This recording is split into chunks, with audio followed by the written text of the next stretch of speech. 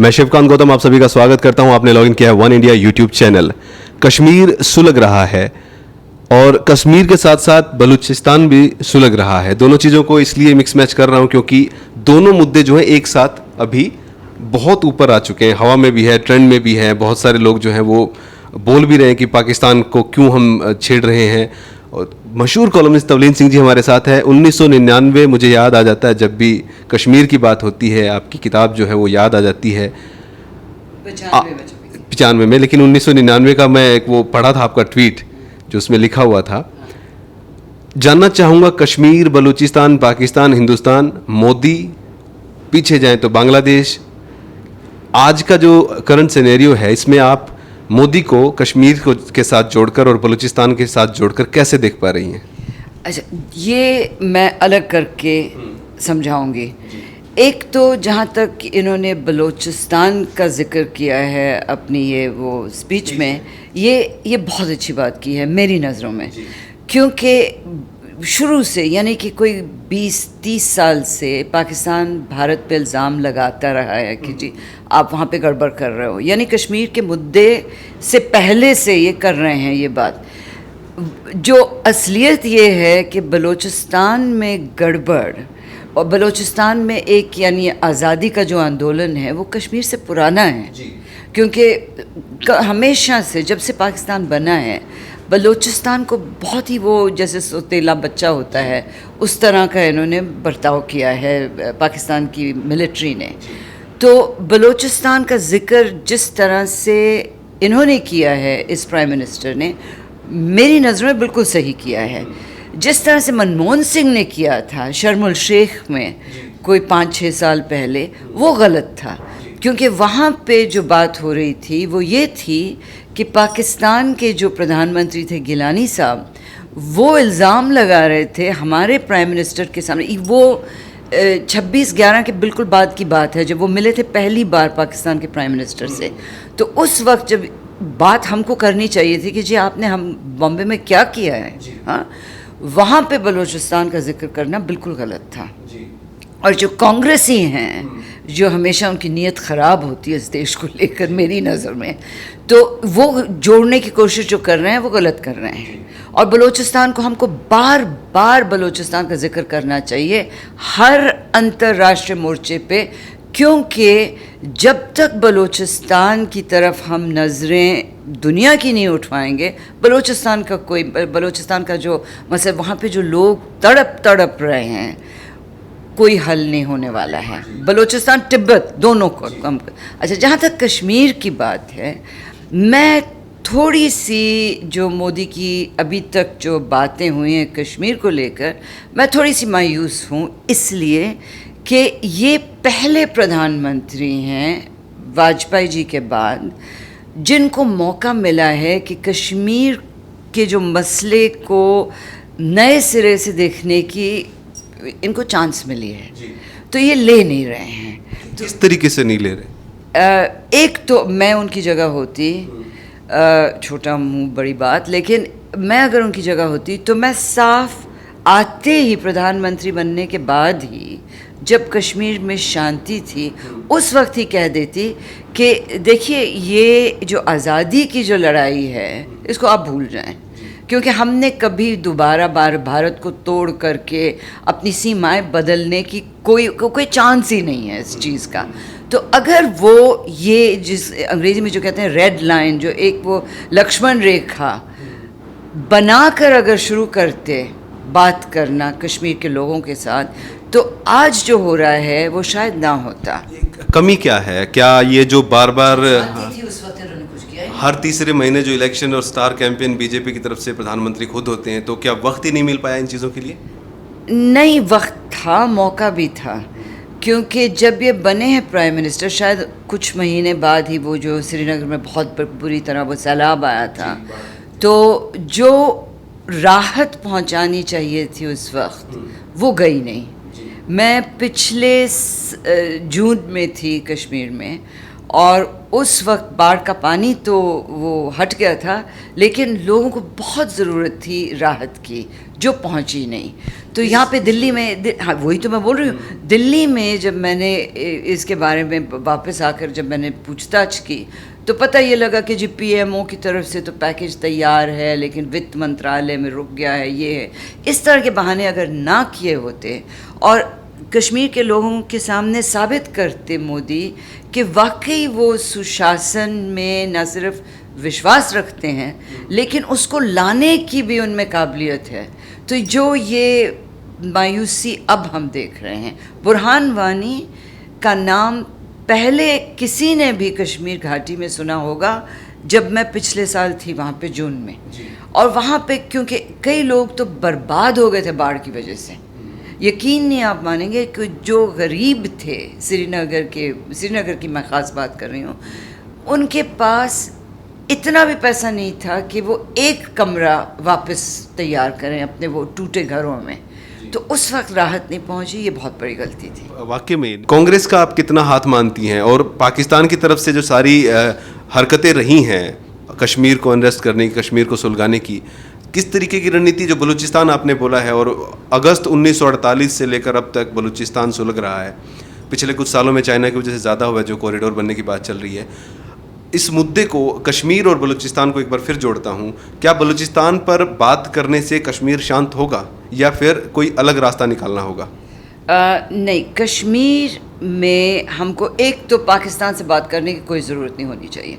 ये हमारा अंदरूनी मसला है, वो हम नहीं कर रहे हैं। वो बात थी तो उसको अब ये बहुत अच्छी बात कही है इन्होंने, क्योंकि स्पष्ट शब्दों में शायद पहली बार इस देश के किसी भी प्रधानमंत्री ने स्पष्ट शब्दों में कहा है हमने कश्मीर पे नहीं बात करनी। बात अगर हमने करनी है आपके साथ तो सिर्फ आतंकवाद की, और जो बिल्कुल सही है, क्योंकि ये जो अब हम देख रहे हैं, पिछले कितने दिन हो गए हैं कर्फ्यू को? आज 47वां दिन। तो अच्छा खैर, ये कर्फ्यू में जब ढील देते हैं और हज़ारों की तादाद में जो लोग निकलते हैं, ये अपने आप स्पॉन्टेनियस नहीं हो सकता है। जी। अगर कोई समझता है कि अचानक ही उनको वो खबर आती है कि जी पूरा मोहल्ला का मोहल्ला निकल आता है, ऐसा नहीं हो सकता है। आप भी जानते हैं, मैं भी जानती हूँ। तो ये प्लानिंग है इसमें, और प्लानिंग जो है वो पाकिस्तान की तरफ से है। दूसरी बात, अगर आप भीड़ की तरफ नज़र मारेंगे, जब ये जनाजे जब निकलते हैं और ये भीड़ इकट्ठा हो जाती है, तो आपको हमेशा एक तो ऐसे बंदे वहाँ पे दिखेंगे जो कश्मीरी नहीं लगते हैं। एक तो अभी पकड़ा भी गया है। बिल्कुल यही चीज़ जब मैं अपनी किताब लिख रही थी, तो ये शायद 92 की बात है या 93 की, कि हम लोग एक गांव में गए थे बारामूला के पास में, जहाँ पे औरतों ने इल्ज़ाम लगाया था कि जी हमको फ़ौजियों ने गैंग रेप वगैरह किया है। तो वहाँ पे जो औरतें मिली हमको, और मैं औरत होने के नाते मैंने कहा अलग से आके मुझे बताएं कि क्या हुआ आपके साथ। तो जब औरतों के साथ इस तरह का दुष्कर्म होता है तो कभी वो हंसी मजाक में उसको टाल नहीं सकती। ये लोग मजाक में हाँ जी हमारे साथ हुआ था यूँ कर रही थी।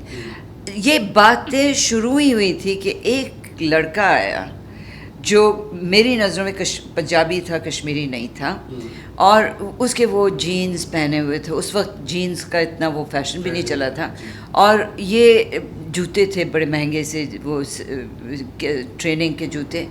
और ये फिर कहने लगा उर्दू में, कश्मीरी में नहीं, कि जी नहीं हम बताएंगे आपको क्या हो रहा है। तो ये मुझे उस वक्त भी लगा कि वो पाकिस्तानी था।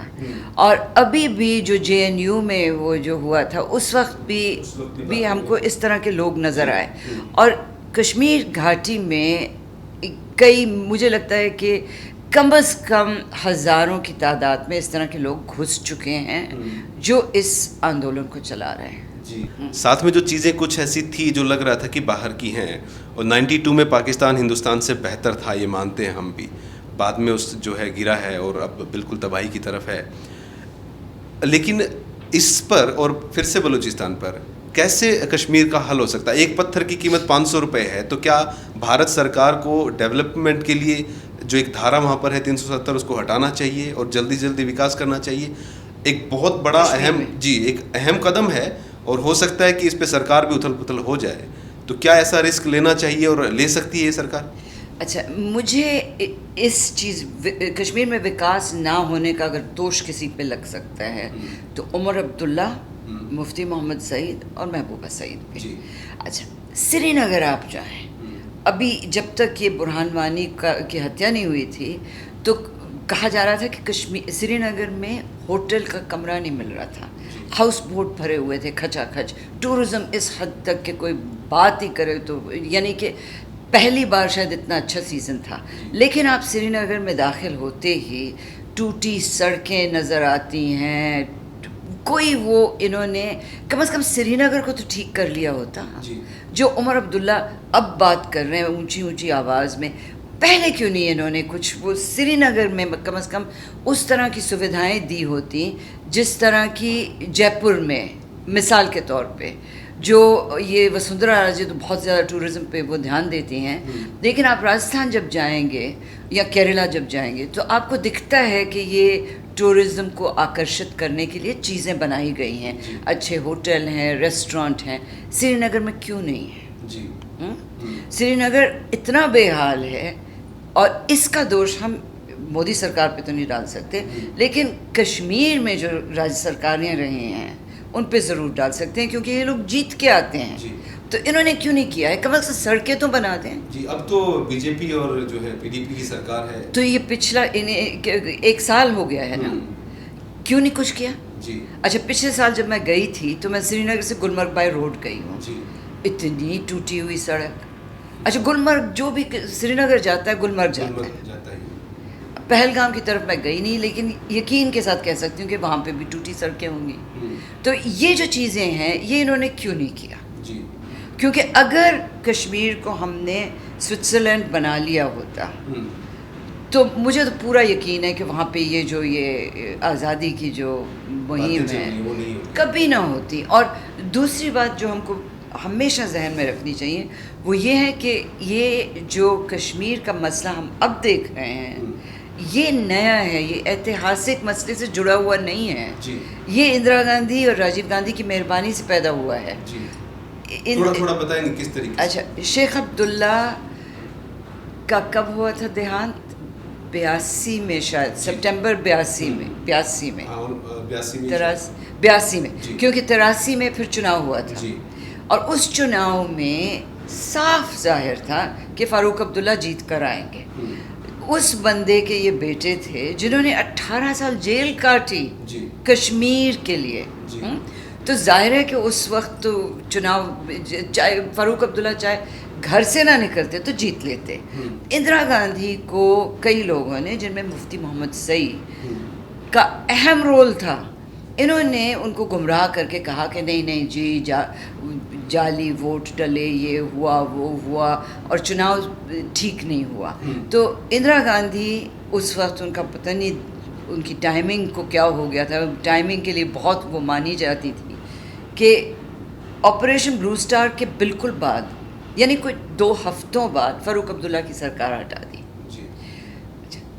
तो वहाँ पे हमेशा शुरू से हमने जो चुनाव किए हैं वो निष्पक्ष नहीं रहे हैं। वहाँ पे हमेशा किसी ना किसी को भारत सरकार की मदद जो मिली है वही जीता है वहाँ पे। तो ये चुनाव आपने ठीक करवाया, फ़ारूक अब्दुल्ला जीते। फ़ारूक अब्दुल्ला अगर अपनी ही गलतियों की वजह से अगला चुनाव हार जाते तो कश्मीर का कोई मसला ना होता।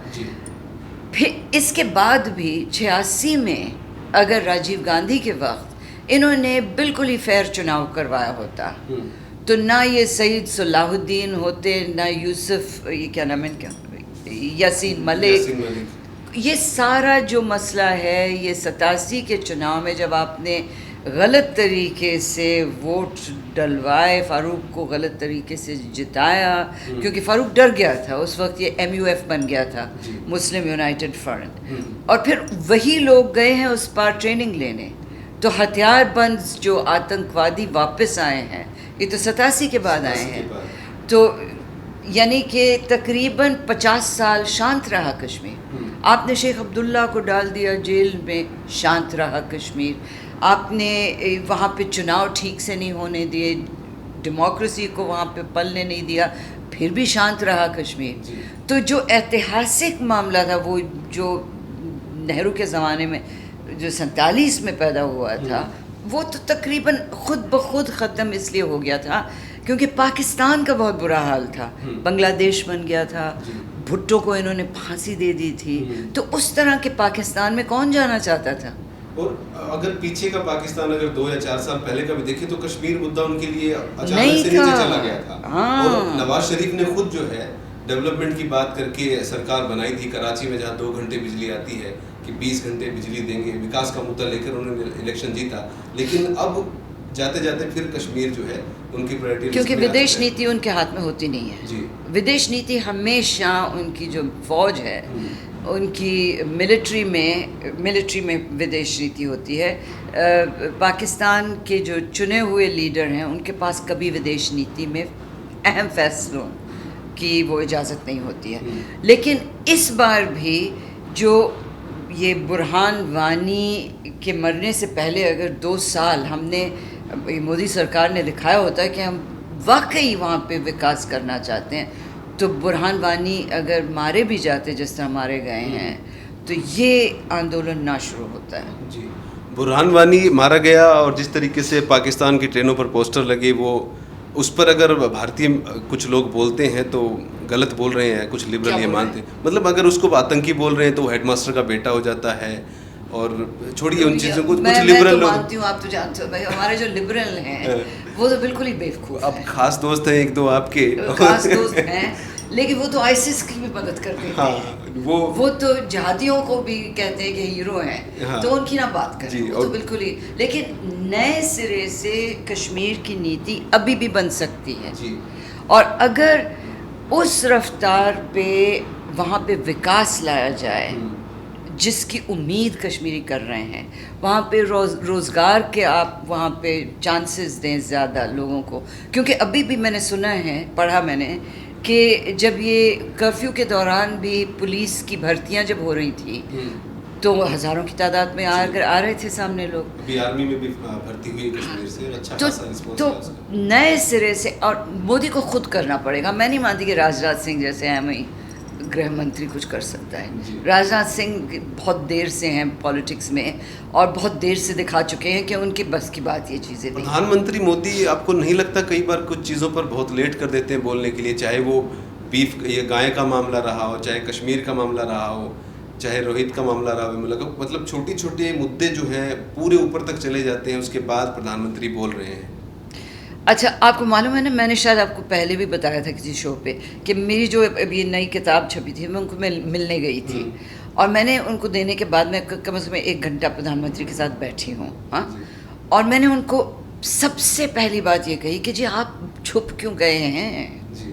प्रधानमंत्री निवास में दाखिल होने के बाद आप दिखते नहीं हैं, बोलते नहीं हैं। तो उन्होंने कहा, उन्होंने, जो मैं उनसे सहमत नहीं हूँ, लेकिन उन्होंने ये दलील दी कि ये ऐसा देश है जहाँ रोज़ कुछ ना कुछ होता है। तो उन्होंने उदाहरण दिया केरला का। उस दिन दलित कोई नौजवान, नहीं, उसको काट के किसी ने मारा था, वो बीजेपी का वर्कर था वो। तो कितनी बार बोलो, मैंने कहा कि बेशक आप रोज़ ना बोलें, लेकिन जब अहम मुद्दा होता है तो आपको तो बोलना चाहिए। अगर आप 120 खिलाड़ियों पे ट्वीट कर सकते हैं तो बोल भी सकते हैं, बोलना पड़ेगा। अच्छा, और दूसरा, आप जो अमेरिका के राष्ट्रपति के साथ अगर तुलना करें तो वहाँ पे एक स्कूल में, किसी छोटे शहर में भी अगर वहाँ पे कोई वो मैस्कर होता है या कोई कत्लेआम होता है, ये राष्ट्रपति बोलते हैं और खुल के वो लीडरशिप दिखाते हैं। नेतृत्व दिखाना बहुत ज़रूरी है और इसका अभाव रहा है मोदी में जी, ये मेरा मानना है। क्या साथ साथ ये भी कहना है कि मैं अभी भी उनकी सपोर्टर हूँ। ओके ये तो है, इसमें कोई वो राय नहीं है। अब जिन्होंने कभी काम नहीं किया, लेकिन कुछ काम ना होने पर हम नई सरकार को हटा भी सकते हैं, कुछ लोग ऐसा भी बोलते हैं। क्या नरेंद्र मोदी की ये सरकार बलूचिस्तान आज़ाद करवा सकती है, इस तरफ कदम बढ़ाएगी? नहीं, आज़ाद तो हमको कराना भी नहीं चाहिए, लेकिन फ़ायदा नहीं है। क्या हम भारत में शामिल करेंगे बलूचिस्तान? नुकसान क्या होगा अगर पाकिस्तान 4 टुकड़ों में बढ़ता है, स्वामी जैसे कह रहे हैं, तो वो पाकिस्तान वैसे ही खत्म हो जाएगा। हमें फिर एक तरफ से तो टेंशन, हमको कुछ नहीं करना चाहिए, खुद ब खुद अगर हो जाए तो हो जाए। हाँ, मैं आपको एक उदाहरण देती हूँ। सिंध में आप तो शायद पैदा भी नहीं हुए होंगे उस वक्त। सिंध में आज़ादी की मूवमेंट शुरू हुई थी इंदिरा गांधी के ज़माने में जी। ये कोई 80-81 की बात है। ओके। और इंदिरा गांधी ने आवाज़ उठाई और सारी मूवमेंट ख़त्म हो गई। तो बलूचिस्तान की आवाज़ इंडिया को उठानी चाहिए, तिब्बत की उठानी चाहिए, और अफ़गानिस्तान जैसे हम अफ़गानिस्तान की अब सैनिक मदद कर रहे हैं। तो अगर हम, क्योंकि हम वैसे भी हमारे ऊपर इल्ज़ाम लग रहे हैं कि जी रॉ के बंदे होते हैं, यही करवा रहे हैं। बुख्ती को, अकबर बुख्ती को मारा मुशर्रफ ने और इल्ज़ाम लगाया रॉ पे। हाँ, वहाँ पे हमको जो करना चाहिए था, मैं ये मानती हूँ कि हमारी जो विदेश नीति रही है अभी तक वो बड़ी बुज़दिल रही है। हाँ, कंदहार में हमने छुड़ाए ऐसे गंदे बंदों को। हाँ, क्यों नहीं इंडियन एयरफोर्स ने उनको पाकिस्तान में दाखिल होते ही ख़त्म कर दिया होता। खुली जीप में बैठे थे ये मौलाना अज़हर मसूद और वो क्या नाम है दूसरे का जिसने डैनियल पर्ल को मारा था, खैर जो भी नाम था, उसी वक्त क्यों नहीं हमने कुछ किया? क्यों हम हिम्मत नहीं दिखाते हैं? अच्छा, अब ये दाऊद की चूं चूं चूं चूं हम कर रहे हैं इतने सालों से, दाऊद को हम ख़त्म क्यों नहीं कर सकते? क्योंकि ये विदेश नीति का हिस्सा क्यों नहीं है? म्यांमार में हम घुस के आतंकियों को मार के आए हैं। हाँ, तो क्या पाकिस्तान से क्यों डरते हैं? अगर मारे तो ये बहुत बड़ा जो है उथल पुथल वाला कदम नहीं होगा? नहीं होगा, क्योंकि वैसे भी दुश्मनी है पाकिस्तान के साथ, वैसे भी चाइना उनका साथ दे रहा है। क्या नुकसान हो जाएगा? कम से कम हम वो जो 56 इंच की छाती वाली बात है वो साबित तो करें। जी, तो बलूचिस्तान के लिए आवाज़ उठाएं, यूएन आवाज़ उठाएं, उनको हर तरह की मदद पहुंचाएं, छुप के भी और खुल के भी, और हर विदेशी, हर अंतर्राष्ट्रीय मोर्चे पे कहें कि पाकिस्तान को बिल्कुल कोई हक नहीं है मानव अधिकारों की वो बात करने का। आज अमेरिका ने भी थोड़ी सी लताड़ लगाई है पाकिस्तान पे, बलूचिस्तान में मानवाधिकार। पर हम क्यों डरते हैं? हमारे नेता क्यों इतने कमज़ोर होते हैं? हमारे नेता तो बलूचिस्तान का जिक्र करने पे भी खिन्न हो जाते हैं सरकार से। अरे भाई, आप जो लिबरल्स की बात कर रहे थे वो हंगामा मच गया था कि बलूचिस्तान की बात हो गई। आपने लेख नहीं पढ़े हैं अखबारों में? जी पढ़े, वो उसी का मैं जिक्र कर रहा था कि बहुत ज़्यादा जो है दिक्कतें हो रही हैं लोगों को इस चीज़ पे। कश्मीर विकास और बलूचिस्तान यूएन में हम मुद्दा उठाएं, ये एक महत्वपूर्ण कदम होगा इस सरकार का। बिल्कुल। बहुत बहुत धन्यवाद। Thank you.